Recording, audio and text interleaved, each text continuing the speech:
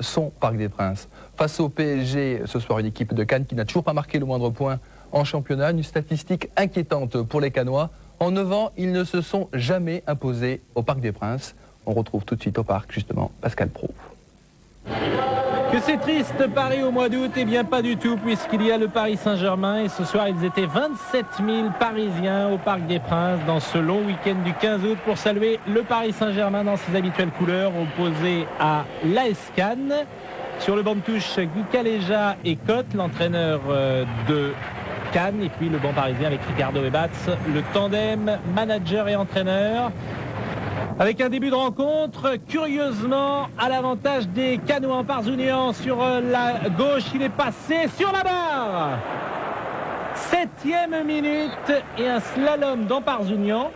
Il revient cette saison à Cannes, il a joué à Lille la saison passée et ça s'achève sur la barre transversale. Réaction parisienne avec Rai au milieu du terrain. Il a transmis vers Marco Simone, Maurice Simone qui reprend et qui marque. Première occasion, premier but, 9e minute, alors que le PSG avait mal débuté cette rencontre. Voici donc la réponse des Parisiens, un but superbe de Marco Simone. Une reprise de volée et un ballon formidable donné à Florian Maurice. Maurice Simone, c'est le duo gagnant de ce début de saison. Ils s'entendent particulièrement bien. Fournier à la relance avec Rai et une faute sur Laurent Fournier à 20 mètres. Nous sommes toujours dans le premier quart d'heure. Il y a des tireurs de coups francs au PSG. Il y a Le Guen. Il y a également Bruno Ngotti, bien sûr, même si ce n'est pas son côté ici. Et c'est finalement Rai qui a tiré un droitier à droite. C'était pour surprendre Vimbé, le gardien de l'AS Cannes, ex-AS Nancy-Lorraine. Mais ça n'a pas marché. Maurice, Rai dans la surface, Guérin, un contrôle, cherche Florian Maurice.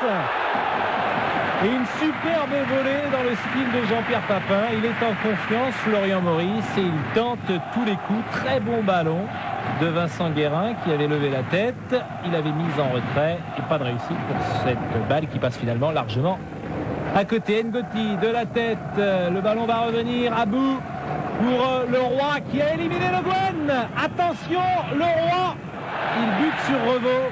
Bonne sortie du gardien parisien qui va pouvoir relancer sur sa droite avec Guérin. La défense du PSG est à 3 avec Roche, Le Guen, le voici Le Guen et Domi sur la gauche. Défense à 3.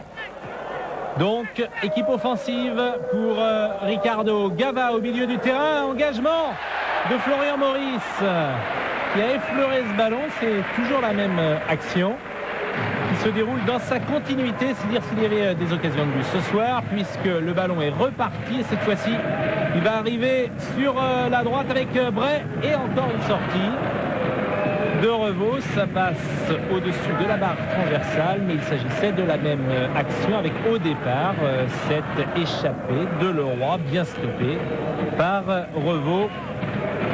Christophe Revaux qui a donc remplacé Bernard Lama dans les buts cette saison du Paris Saint-Germain. L'AS Cannes est à l'attaque dans cette première demi-heure. Abou qui passe et qui centre en retrait pour Leroy.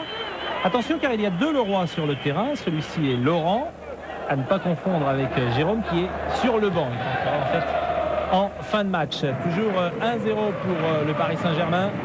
Gava à la remise en touche. Rai, Gava qui fait une grosse impression en cette première période. Il a donné à Rai. Il se trouve très bien puisque Gava récupère sur la gauche qu'il entre en retrait.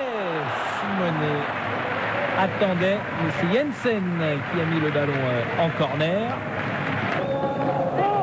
sous les yeux de Vimbé.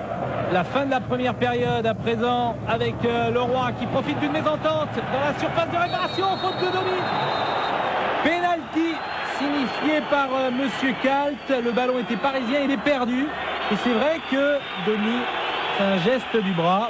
Peut toutefois considérer que ce pénalty est un peu sévère. Jensen pour le tirer et but But de Jensen à la 41e minute.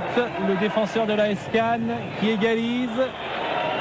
Et le gardien de but peut bouger. C'est ce que nous montre Thierry Gilles avec ce ralenti de derrière les buts. Thierry Gilles qui était ce soir notre réalisateur. Un but partout à la mi-temps.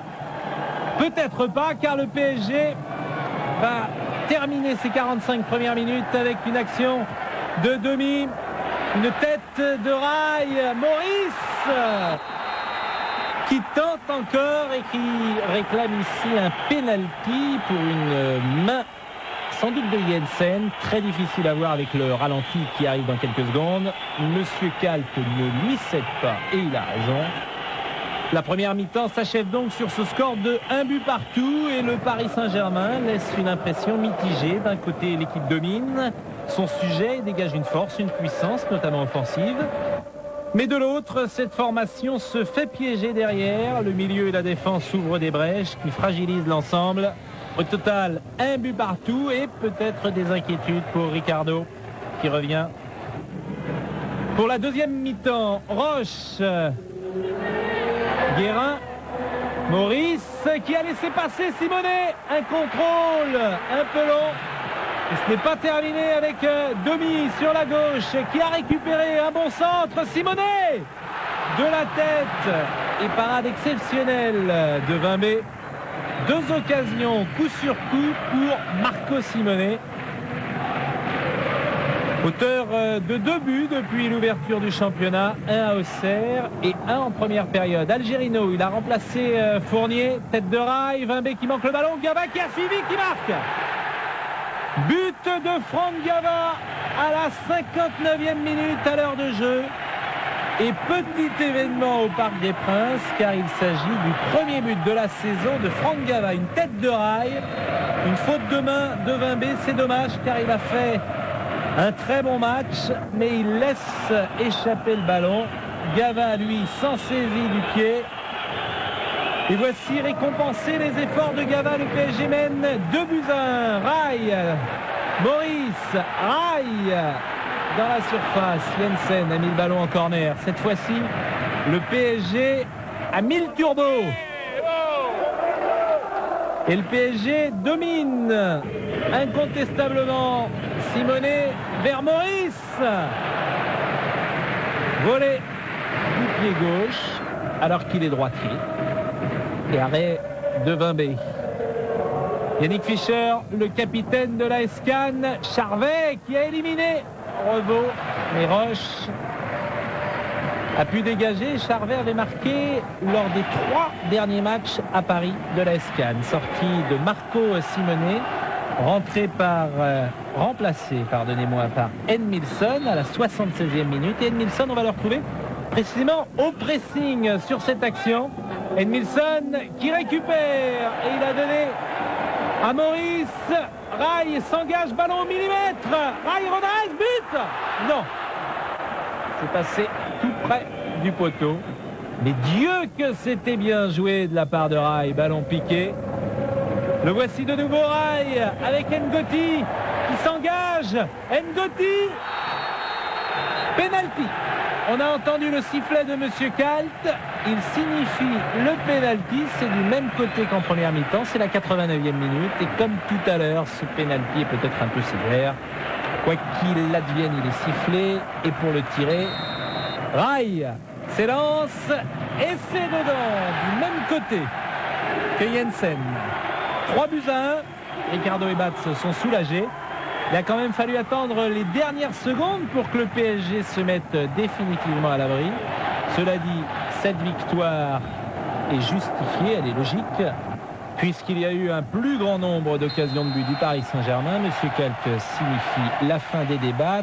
3 matchs et 3 victoires pour le PSG, dont 2 à domicile. Tout n'est pas parfait au PSG, mais les résultats sont là. Et nous allons écouter un homme heureux, le buteur d'un soir, Franck Gava. On a su retrouver du rythme par moment. C'est vrai qu'on a aussi des fois des petits moments de trouble, mais aujourd'hui on a su bien réagir en deuxième mi-temps avec la fatigue et je crois que c'est de bon augure pour la suite. On a vraiment été présent, surtout en seconde mi-temps.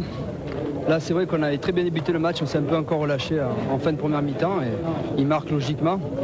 On s'est vraiment bien repris en seconde mi-temps. Je pense que tous les efforts qu'on a consentis en première mi-temps ont payé lors de la deuxième et je pense que simplement mérité cette victoire. Après le deuxième but de Paris, les joueurs ont arrêté d'attaquer.